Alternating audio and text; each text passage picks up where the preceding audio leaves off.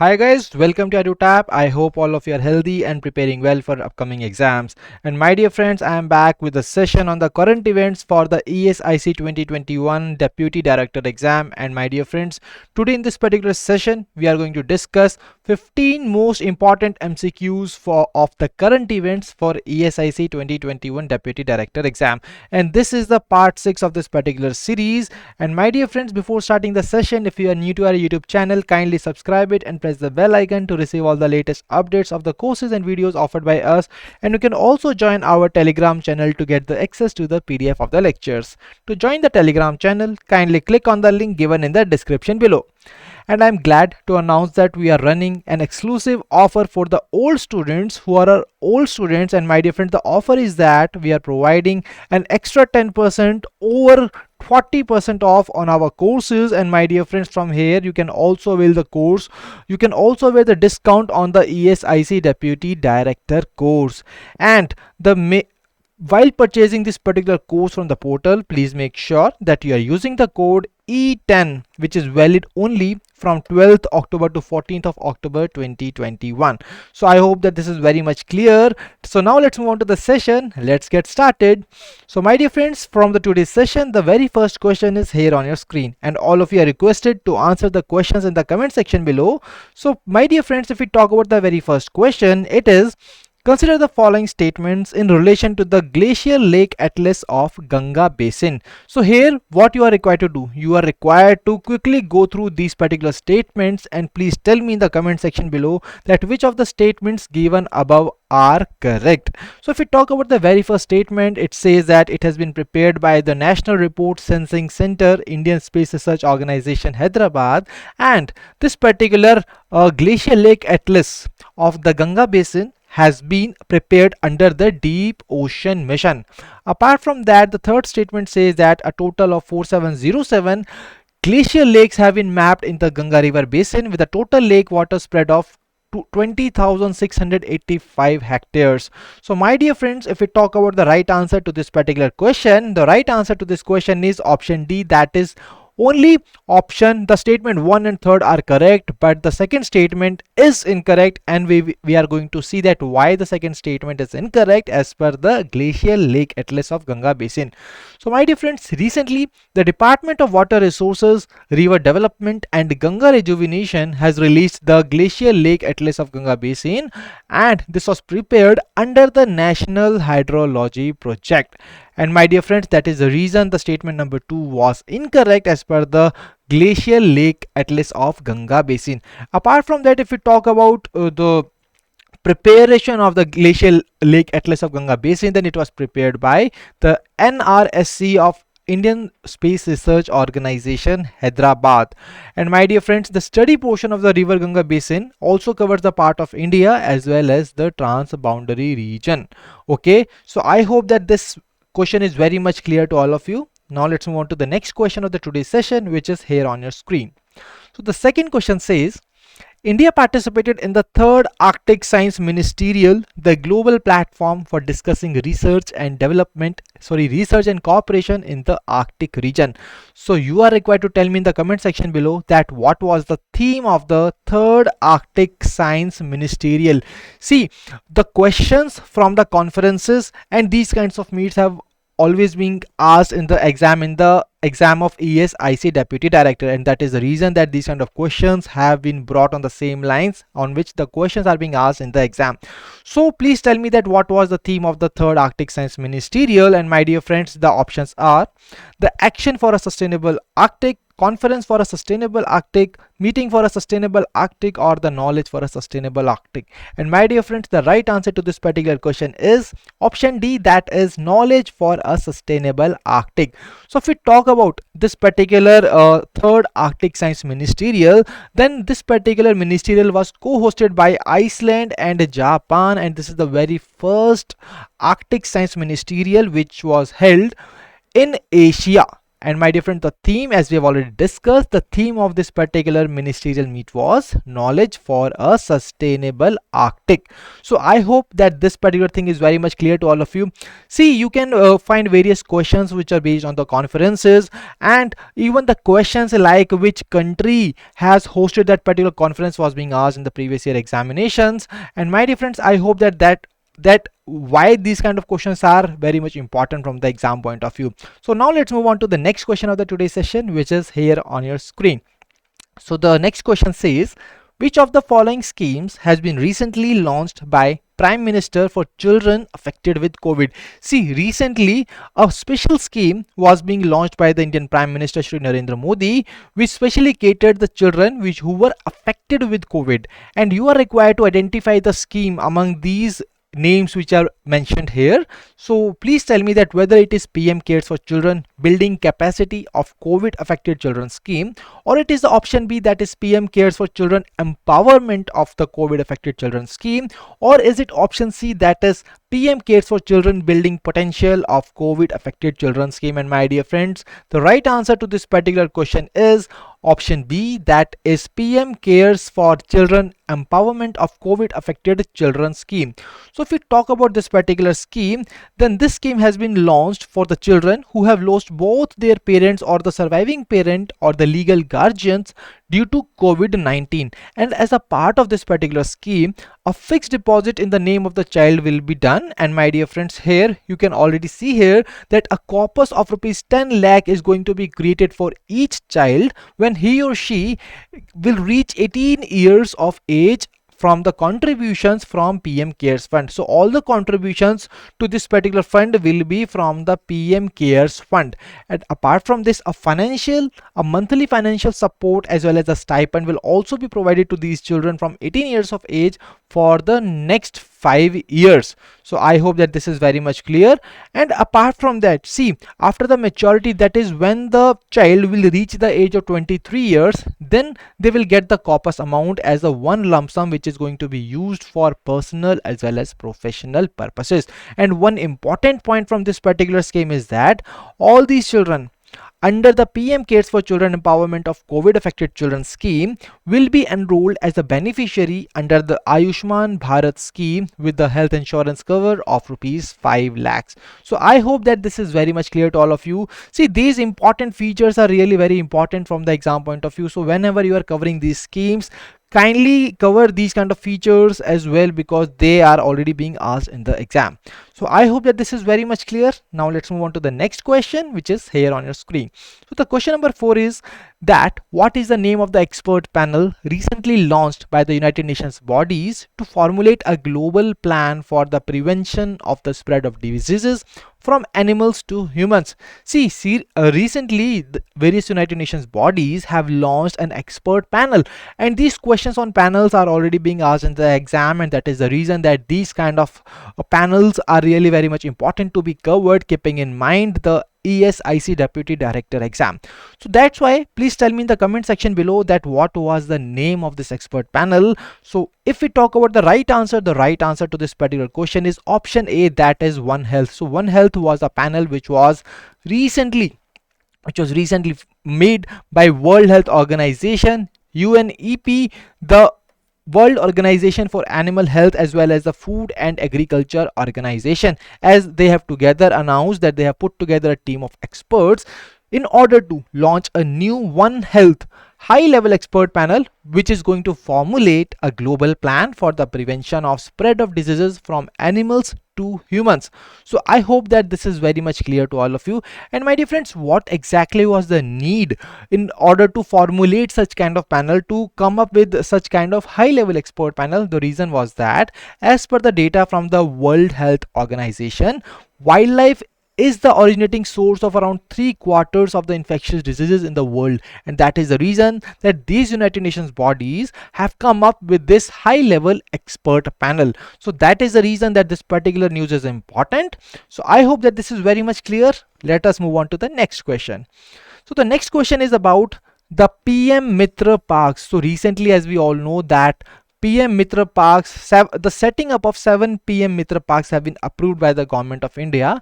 So in this particular question, all of you are requested to quickly go through these particular statements and tell me that which of the following statements given above is or are correct. See here, if we talk about the statements, then the first statement says about the outlay given by the Government of India. So government has approved a total outlay of rupees 4,445 crores in a period of 5 years, and these parks, that is these 7 PM Mitra parks, are going to be developed by a special purpose vehicle which is going to be owned by both the state government and the Government of India in the PPP mode. Apart from that, these PM Mitra parks are going to be set up at the greenfield and brownfield sites. And if we talk about the option 3, that statement 3, it says that these parks will develop 50% area for the pure manufacturing activity, and apart from that, the 20% area of the utilities and 10% will be dedicated for commercial development.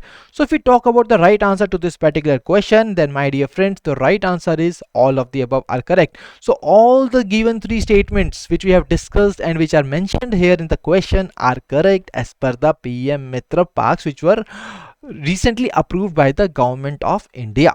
I hope that this is very much clear. So if we discuss about this PM Mitra parks, then my dear friends, Government of India has recently announced and approved the setting up of 7 mega integrated textile region and apparel parks. And see here, the full form of the PM Mitra is also very important, and apart from that, this particular parks will be based on the 5F formula, that is farm to fiber, fiber to factory, factory to fashion, and fashion to foreign. And these kind of parks are going to be set up at greenfield as well as brownfield sites which are located in different willing states. Okay, and if we talk about the maximum development capital support, then 500 crore will be for the greenfield PM Mitra parks and 200 crore will be for the brownfield PM Mitra parks, and this will be used for the development of common infrastructure in these PM Mitra parks. And apart from that, a competitiveness incentive support of rupees 300 crore will also be provided to each PM Mitra park for early establishment of the textiles manufacturing units in the PM Mitra. And apart from that, here is the outlay which has been approved by the Government of India, that is rupees 4,445 crore, and that too for a period of 5 years. And the main aim of setting up this kind of park is to create an integrated textile value chain right from the spinning, weaving, processing, dyeing and printing to garment manufacturing at one location. And that's how this integrated textile value chain at one location is going to reduce the logistic cost of this particular industry, and that's how it is going to benefit this particular industry. Apart from that, this particular initiative is expected to generate 1 lakh direct and 2 lakh indirect employment per park. So that's how it is also very much important in order to provide the employment to various people as a part of the PM Mitra scheme. So my dear friends, here are some core infrastructure and support infrastructure are also provided to you. You can go through them very well. And here the area wise distribution of the PM Mitra is also given, and as we have already discussed in the question, the 50% will be dedicated for the manufacturing zone, and apart from that, some 10% will be for the commercial hotels and convention and others. So I hope that these things are very much clear to all of you. So now there are some other key features which are also given here, like that this particular park will be developed by a special purpose vehicle, and this particular vehicle is going to be owned by the state government and Government of India in a public private partnership mode, and that's how it is also going to encourage to promote the participation of private sectors in the making of these particular PM Mitra parks. And apart from that, my dear friends, these special purpose vehicles which will be owned by the state government, which are having the majority ownership, are entitled to receive the part of the lease rental, and this particular amount which was collected from the lease rental will be used for the further expansion of textile industry in the area. And how this will be done? This will be done by expanding the PM Mitra park. So I hope that this is very much clear. Now let's move on to the next question. So the next question is, which of the following statements given above is or are correct about Vayu Naman program? See, recently a Vayu Naman program was being organized by the Ministry of Social Justice and Empowerment. So please tell me in the comment section below that which of the following statements are correct as per the Vayu Naman program? See, if we talk about the right answer, then my dear friend, the right answer to this particular question is option C, that is both option 2 and 3 are correct. And what exactly the reason? See, the first statement says that it was organized by the Ministry of Social Justice and Empowerment on 2nd of October 2021. Okay, and three major initiatives were launched during the program for the welfare of elderly, sage and sacred portal and Vayoshtesh Samman 2021. So what exactly is the wrong thing about the statement 1, we are going to discuss in the upcoming slides. So if you talk about the Vayu Naman program, then my dear friends, it was organized on the occasion of International Day of Elder Persons, and this particular day is being celebrated every year on 1st of October, and that is the reason that option, the statement 1 which was given in the question, was incorrect. And if you talk about the Vayu Naman program, then various different initiatives are being launched by the government during this particular program, and these initiatives are like Sacred Portal, Sage Portal and Vayoshtesh Samman 2021. So during that particular Vayu Naman program, the elderly line helpline was also launched. The number is 14567, and this is being set up by the government in collaboration with the Tata Trust. And my dear friends, if we talk about the theme of the International Day of Elder Persons for year 2021, it is digital equity for all ages. So if we talk about the Sage portal, here Sage stands for Senior Care Aging Growth Engine, and it has been designed by the Ministry of Social Justice and Empowerment. See, these kind of portals are also very much important from the exam point of view. And now you are having a I am having a task for all of you. Please tell me in the comment section below about the Senior Care Aging Growth Engine scheme. See, please tell me about the project which is Senior Care Aging Growth Engine, as this is also important from the exam point of view.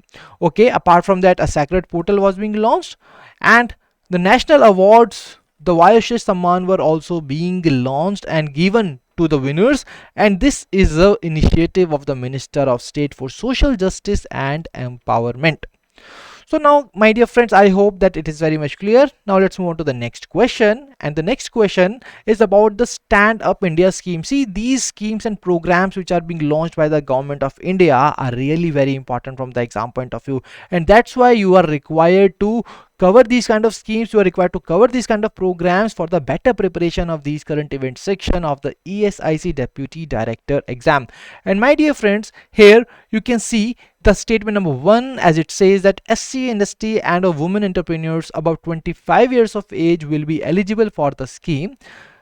The statement 2 says that borrowers should not be in the default to any bank or financial institution, and the statement 3 says that loans under the scheme are available for only greenfield projects. See, these kind of statements in the exam, you are going to find these kind of statements based on these particular schemes, and then you will be asked in the exam to choose the correct option, and for that you are always required to remember these kind of features or the other important data related to the scheme, the targets of the scheme. And that's why if we talk about the Stand Up India scheme, then my dear friends, if we talk about the right answer to this particular question is both 2 and 3. That is, both 2 and 3 are correct, and the statement number 1, that is SC, ST and or women entrepreneurs about 25 years of age are eligible for the scheme, is not correct. So let's discuss this particular thing in much more detail. So if we talk about this particular scheme, then my dear friends, this particular scheme which was being launched by the government of India is based on the recognition of the challenges which are being faced by SC, ST and women entrepreneurs in setting up the enterprises, obtaining loans and other support which are needed from the time for succeeding in business. So if we talk about the eligibility, then my dear friends, here it is clearly mentioned that the women entrepreneurs or the SC, ST above 18 years of age are eligible for this particular scheme. And here you can see that in the statement 1, it is given that 25 years of age are eligible for the scheme, and that is the reason that the statement 1 was incorrect from the Stand Up India scheme. And my dear friends, here we can directly see here that apart from that, some other important eligibility criteria are also given, that under this particular scheme, the loans under the scheme will be only available for greenfield projects only. And apart from that, in case of non-individual enterprises, the 50% of the shareholding and the controlling stake must be held by either SC or ST or a woman entrepreneur. And my dear friends, apart from this basic and important information, some other key features are also being given here. And here you can see that under this particular scheme, the facilitate bank loans between 10 lakh to 1 crore to at least one scheduled caste or scheduled tribe borrower and at least one woman borrower per bank branch of the scheduled commercial banks. See, these kind of things are really very much important from the exam point of view, and all of you are required to cover these things very holistically in order to answer the questions in the exam successfully. So I hope that this is very much clear, and now let's move on to the next question of the today's session. The next question says that which of the following scheme has been launched by the Bureau of Pharma PSUs of India to extend the coverage of quality generic medicine? And here the options are the National Health Mission, Bulk Drugs Park Scheme, PM Bharatiya Jan Aushadhi Pariyojana, and Mission Indradhanush. So my dear friends, here you can see that in the exam what they can also give, they will give just a one kind of information about that particular scheme or mission, and you are going to identify that particular scheme or mission by just seeing this particular important part, that this particular scheme, that what exactly was the aim of the scheme. The aim was to extend the coverage of quality generic medicines, and from here you are required to identify the scheme. And if we talk about the right answer to this particular question, then the right answer is option C, that is Pradhan Mantri Bharatiya Jan Aushadhi Pariyojana. So if you talk about this particular Pariyojana, then my dear friends, it is a campaign which was being launched by the Department of Pharmaceuticals in year 2008, and earlier its name was Jan Aushadhi campaign, and this was later on revamped as Pradhan Mantri Bharatiya Jan Aushadhi Pariyojana. And if we talk about the aim, as we have already discussed, it aims to extend the coverage of the quality generic medicines, and apart from that, it is also going to create awareness about the generic medicines through education and publicity, so that quality is not synonymous with an only high price. Okay, and apart from that, if we talk about the major target, then under this particular campaign, the government is committed to increase the number of stores to 10,000 by year 2024 under this Pradhan Mantri Bharatiya Jan Aushadhi Pariyojana. So I hope that this is very much clear to all of you. And now let's move on to the next question, which is here on your screen. So the next question says, cooperation agreement was recently signed by oil and gas majors for the promotion and development of sustainable alternative towards affordable transportation, that is a SATAT scheme. See, these kind of schemes are really very much important from the exam point of view. And if we talk about the question, then here a very basic question have been asked in the exam from this particular scheme. It says that which of the following companies shall act as the coordinator under the scheme and liaison with the government and other agencies on behalf of industry members? And my dear friends, if we talk about the right answer to this particular question, it is option D, that is Indian Oil. So Indian Oil is a company which is going to act as the coordinator under this particular SATAT scheme. Okay, so here we can directly see here that cooperation agreement was signed by India oil and gas majors, including Indian Oil, HPCL, and this, for the promotion and development of the SATAT scheme. See, for the promotion and development of this particular scheme, this particular cooperation agreement was being signed by these oil and gas majors, and as per this agreement, Indian Oil is going to act as a coordinator under the SATAT scheme. Okay, so I hope that this is very much clear to all of you. Now let's move on to the next question of the today's session, which is here on your screen. So the next question says, what is the estimated increase in the global temperature by 2100 by year 2100 under current scenario as per recently released Climate Change 2021 the physical science basis report? See, recently a report which is titled as Climate Change 2021 the physical science basis was released, and this question is based on the finding of that particular report, and you are going to tell me in the comment section below that what is the estimated increase in the global temperature by year 2100. And the right answer to this particular question is option C, that is 2.7 degrees Celsius. So my dear friends, this is a report which was being recently published by Intergovernmental Panel on Climate Change. And if you talk about this report predicted that based on the existing commitments by the countries, in order to curb their emissions. The world is on a track for global temperature warming by at least 2.7 degrees Celsius by 2100, and that's why the report has called it a code red for humanity. And my dear friends, IPCC has for the first time said that 1.5 degrees Celsius warming was inevitable even in the best case scenario. See, these are the important part of the news from where this particular question has been framed, and these kind of news are also very much important from the exam point of view, and I hope that this is very much clear. Now let's move on to the next question of the today's session, and here you are required to consider the following statements in relation to the Pradhan Mantri Swasthya Suraksha Nidhi, and please tell me in the comment section below that which of the statements which are being given above are one of the features of the scheme. Please tell me in the comment section below whether it is a non-lapsable reserve fund, or the proceeds of the share of health in the health and education cess will be credited into PMSSN, or the administration and maintenance of the PMSSN is entrusted to the Ministry of Finance. So we are going to discuss this in the upcoming slide, and if we talk about the right answer to this question number 11, then my dear friends, the correct features of the scheme are both 1 and 2. Both 1 and 2 are correct as per the features of the Pradhan Mantri Swasthya Suraksha Nidhi, and the option number 3, that is the statement number 3, is incorrect as per the Pradhan Mantri Swasthya Suraksha Nidhi. And what is the reason behind that? See, here we can directly see the PMSSN, it is a non-lapsable reserve fund for health in the public account. And if we talk about my dear friends, if we talk about why the statement number 3 was incorrect, because as per the PMSSN, the administration and maintenance of this particular thing, that is PMSSN, is entrusted to the Ministry of Health and Family Welfare and not the Ministry of Finance. So that's why this particular thing is incorrect, and the right answer was option number B, that is both 1 and 2 are correct. So I hope that this is very much clear to all of you. Now let's move on to the next question of the today's session, which is here on your screen.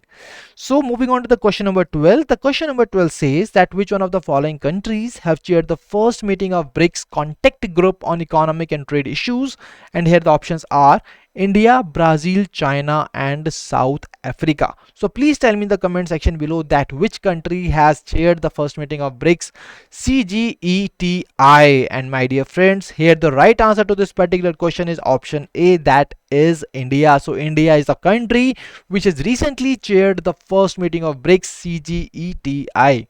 So my dear friends, if we talk about the theme of this particular meeting, then the meeting theme was BRICS @15 intra-BRICS cooperation for continuity, consolidation, and consensus.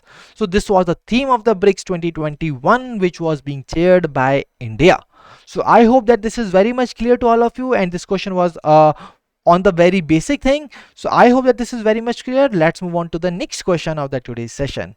So the next question, you are required to consider the statements which are mentioned here, and you are going to see that which one of the following given in the statement 1, 2, and 3 are in relation to the components of INSPIRE scheme are correct or not. Here the INSPIRE scheme is the Innovation in Science Pursuit for Inspired Research scheme. So my dear friends, please tell me, please select the correct answer using the code which are being given below, whether it is option A, B, C, and D. Please tell me in the comment section below. And if we talk about the right answer to this particular question, then option D is the right answer, that is all of the above are components. So if we talk about, see, I'm not going to discuss the whole scheme here, but my dear friends, if we talk about the basic components of this particular INSPIRE scheme, then these components are: first component is SEAT, that which aims to attract talented youth to study science by providing INSPIRE award and to experience the joy of innovations of rupees 5,000 per to 1 million young learners in the age group of 10 to 15 years. And apart from that, the second component is scholarship for higher education, and the third component is assured opportunity for research careers, which offers doctoral INSPIRE fellowship in the age group of 22 to 27 years in both basic and applied sciences, which also includes engineering and medicine. So my dear friend, that was the important components from the INSPIRE scheme, which are SEEDS, SHE, and AORC. So these are the components. Now moving on to the next question, which is question number 14, and please tell me in the comment section below that who among the following has been chosen as the president of United Nations Climate Change Conference. So please tell me that who among the following has been chosen as the president of COP26, whether it was Prem Sharma, Preeti Patel, Rishi Sunak and Alok Sharma. And my dear friends, here the right answer to this particular question is option D, that is Alok Sharma. So if we talk about the COP26, then my dear friends, this particular COP26 is going to be hosted in Glasgow by United Kingdom in partnership with Italy in November 2021. See, this particular information is also important from the exam point of view, because these kind of questions have been asked in the exam in the previous year, and that's why these questions are important and these news articles are important, and that's why you are required to cover these kind of news articles. Okay, so I hope that this is very much clear. Now let's move on to the last question of the today's session, which is about the recently launched Indian Space Association. So recently the Indian Prime Minister has launched the Indian Space Association, and here you are required to consider the following statements about the Indian Space Association, and please tell me that which of the following statements is or are correct. So in the very first statement, it is talking about the aim of the Indian Space Association. In the second statement, it is talking about the founding members of the Indian Space Association, and in the third statement, it is talking about the officials who have been appointed as the heads of the Indian Space Association. Like in the statement 3, it says that Jayant Patel has been appointed as the first Director General of ISPA, and Bharti Airtel Rahul Vats will be serving as a Vice Chairman. So if we talk about the right answer to this particular question, then my dear friends, the right answer to this question is both option B, that is the right answer is option B, that is both statement 1 and 2 are correct and the statement 3rd is incorrect. So my dear friends, recently the Prime Minister Shri Narendra Modi has launched the Indian Space Association, and if we talk about the Indian Space Association, then it is a grouping of the space and satellite companies which represents the homegrown as well as the global corporations with advanced capabilities in space and satellite technologies. And my dear friends, if we talk about the founding members of the Indian Space Association includes the Bharti Airtel, Larsen & Toubro, Nelco, MapMy India, Walchandranagar Industries and Anant Technology Limited. Apart from that, the core members include the Godrej, Hugs India, Ajasta BST Aerospace Private Limited, etc. And my dear friends, you must be thinking that why exactly the Indian Space Association was being launched by the government of India. Till now in India, in the aviation and space sector, only Indian Space Research Organization was the leader. But now in the past few years, we have already seen that even the private sector entities are coming up and are showing their interest in entering into this space sector, and that is the reason that this particular Indian Space Association has been launched. As we all know that recently as well, some private entities like Elon Musk's SpaceX, the Blue Origin of Jeff Bezos have already go into the space by boarding the tourists, and that's how these kind of private entities are promoting the space tourism as well. And that is the reason that in India as well we are giving a chance to the private entities in order to take some lead and make India a global leader in the space sector. And that is the reason, if we talk about the aim of the Indian Space Association, that the major aim of the Indian Space Association is to contribute towards the accelerated development of India's space industry and making the country a leading player in this segment. And my dear friends, apart from that, this particular Indian Space Association is also going to bring in critical technology and investments into the country. And how this will be done? By building global linkages for the Indian space industry.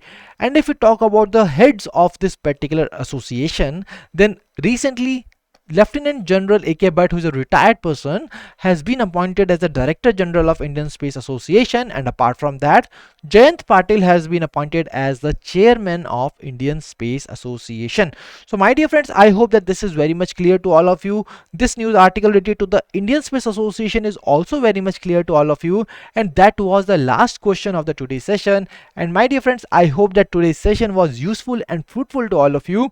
If you have liked the session, please give a thumbs up in the comment section below, and do not forget to answer the questions asked during the session in the comment section below. Apart from that, if you have any queries, then you can drop us a mail at hello@edutap.co.in, and you can also call us at 814-620-7241. So my dear friends, thank you for joining us. Wish you all happy learning.